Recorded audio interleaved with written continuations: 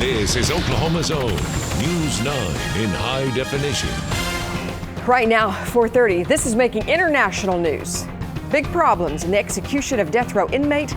The governor has asked for a review, and we have what's next for the next inmate scheduled to die. Our team coverage in minutes.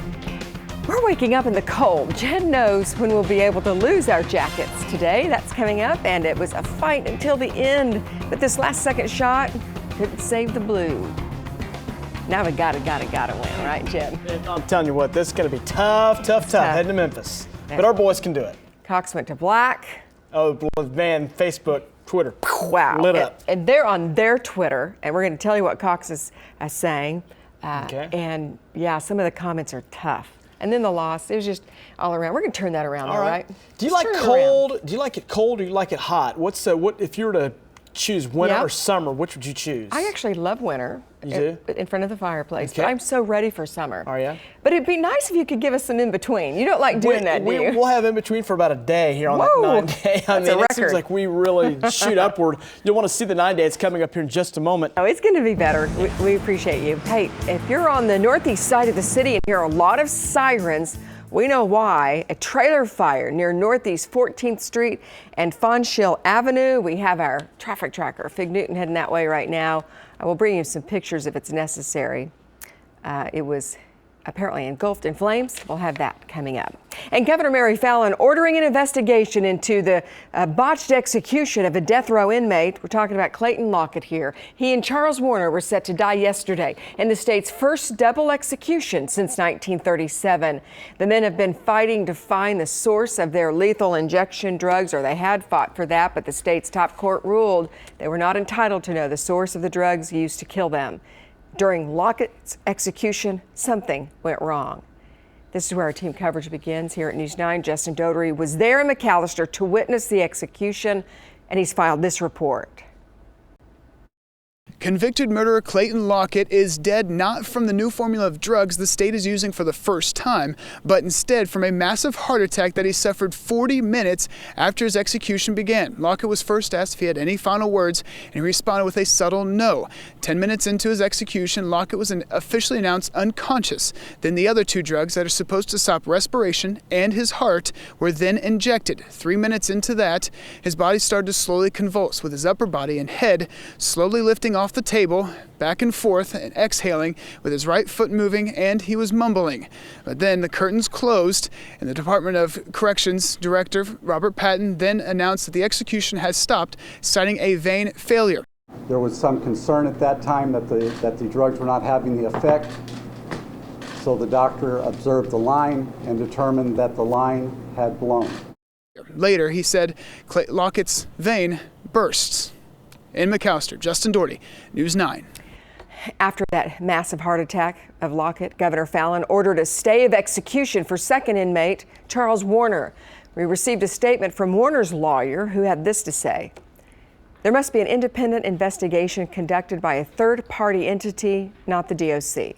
We need an autopsy by an independent pathologist, full transparency about the results of the findings, and the state must disclose complete information on the drugs' purity, efficacy, source, and the results of testing. Warner's lawyer believes until we know more about what happened, no one should be executed in Oklahoma. Now, in a statement, Governor Fallin says, I have asked the Department of Corrections to conduct a full review of Oklahoma's execution procedures to determine what happened and why during the execution of Clayton Lockett. The governor has also issued a 14-day stay for Charles Warner. Clayton Lockett was convicted back in 1999 of shooting a 19-year-old woman, then burying her alive. She and a friend arrived at a home Lockett and two others were robbing. Charles Warner is convicted of raping and killing his roommate's 11-month-old daughter. That was in 1997. It was a rough night for Thunder fans at the Peak and around the metro. Television screens went black during halftime of last night's Thunder game due to an outage at Cox. It lasted till a little before 10. On Cox's Twitter, they apologized for the interruption. They did not go into what happened. They know people aren't thrilled. Here's what Chris Tier wrote. So what's worse than having a malfunction during a Sooner football game? Blacking out during a Thunder playoff game. Rookies. Closer to inbound. KD makes himself available. He spins. He fires. He's offline. Ibaka. The game, the Memphis Grizzlies held off the Thunder 100-99 in a record fourth straight overtime game last night, giving them the series lead at 3-2.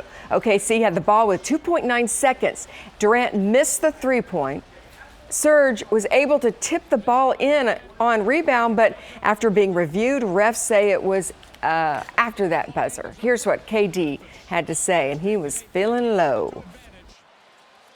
It's good basketball, but we lost 3 of them. That's the worst part. But we focus on this is the next game. I mean, I'm sure if you look back on it, you'll see how special it is. But we just worry about the next game and going on the road and trying to get a W. It's allowed. Yeah, it looked good when it left my hands, but it didn't go in, and Serge's tip was just a half a second late. Game 6 is Thursday. Of course, it's a must-win if the Thunder want to advance to the next round. At the door this morning, 47. Feels pretty cold. Oklahoma City will soon have a new convention center with promises to bring big business to the city. The $250 million building also creating controversy. Our 9 Investigates team finds out why tonight on News 9. That's at 10. But first, back here this morning, we found the best way for people who've suffered or survived a major heart attack to live longer. And it's not in your medicine cabinet. Got some medical news for you when we come back.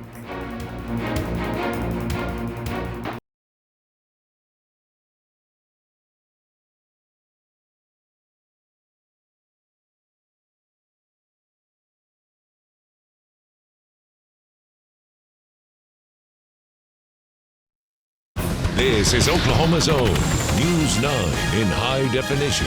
Good morning to you. It is 4:30. The feds accuse OSU of turning an eye on sexual assaults on campus.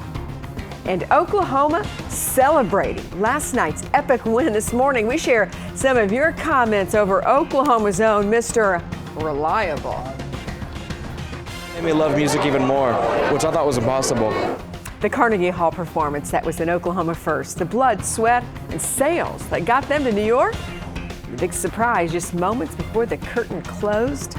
So exciting for those students. We're going to have that coming up this morning. You know what? What's that? We need to get our station barista, Stan Miller, in here and make us some coffee. I would love it. Yeah. And I'm confident that he would comply with that. You know what? I agree with you, right? Not. We're doing some coffee, though. That is for sure. Right. It is an early morning here at 4:30 or 4 o'clock. Fans up and running this morning. Let's wind on the way as well.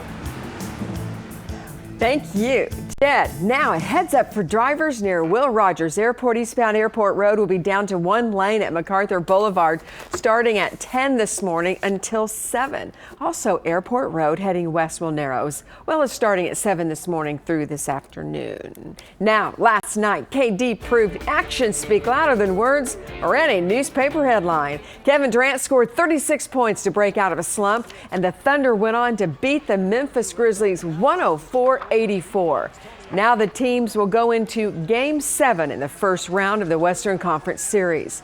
KD's performance came on a day when the Oklahoma newspaper questioned his struggling with the headline calling him Mr. Unreliable. Well, we here at News 9, we were pretty surprised by that headline and we made our own. A little bit of an edit to the paper calling KD Mr. Reliable. We also asked you to tweet us your thoughts about using the hashtag WeBelieveInKD. And here's what some of you said. OKC Thunderland tweeted this: "Can I say again, I believe in KD."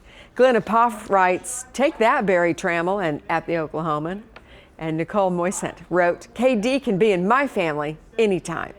Take a look at this one, a tweet from Mama Durant herself. After seeing our photo on Twitter, she sent us a message saying, "News 9, thank you. Appreciate your support and kind words." Coming up in our 5 and 6 hours, we'll show you some of the photos many of you sent us. We should also mention the sports editor for the Oklahoma paper apologized yesterday, saying the headline was, quote, overstated and unduly harsh. Game 7, Saturday, 7 o'clock at the Peak. Of course, it's a must-win for the Thunder. Tickets for that game will go on sale online at 10 o'clock this morning.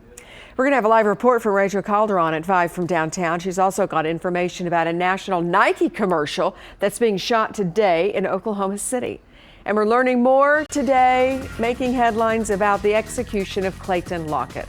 According to a timeline released by the state, it showed Lockett refused to be restrained for an x-ray and was tased. Officials then found a self-inflicted wound on his arm. DOC says he also refused food and a visit from his attorney. 10 minutes after a phlebotomist said Lockett was unconscious, the doctor reported Lockett's vein collapsed and not enough of the drugs had been administered. 10 minutes after stopping the execution, Lockett was pronounced dead of a heart attack. The DOC director wants a revision of the execution protocol and an indefinite stay of execution until, of course, there is a review. Criminals target an Oklahoma family at their lowest. Gina Small just had heart transplant surgery at Integris. She still sedated due to complications, and thieves broke into her vehicle in the parking lot. Her clothes, makeup bag, medicine bag, and other personal items are gone. So the hospital released these surveillance photos showing the crime. Anybody go into a hospital, they're in a bad time anyway, and then to come and tear somebody's truck up or try to steal it from them, it's just wrong. It is pretty low. The suspect also did $1,000 in damage to the car, and it can't be driven. If you recognize the person in that video, please call police. And the search is on for a suspect involved in a South Oklahoma City bank robbery. Surveillance cameras show this man entering the Republic Bank and Trust. He approached the teller, demanded money. No weapons were ever seen. And if you recognize him, call police. We also have new video being released on the final moments of that sunken ferry in South Korea. This video, taken by 17-year-olds, reveal what happened aboard that capsized ferry where more than 100 died.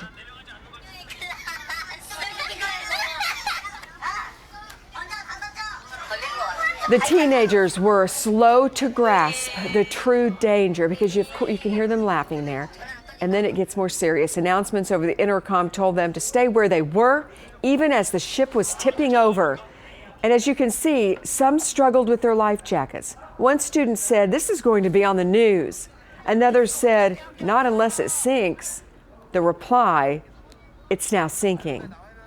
The ferry captain says he delayed giving evacuation orders because he worried about sending passengers into the water before rescuers arrived. 55 colleges and universities this morning face federal investigations for the way they have handled allegations of sexual abuse on campus. The schools include Princeton, UC Berkeley, Vanderbilt, Harvard, along with smaller state schools, all under investigation for violating Title IX, which requires schools to advise victims of their rights, investigate their claims, and ensure their safety. Well, Oklahoma State is one of those schools under investigation. OSU made the list because of a situation that occurred in late 2012.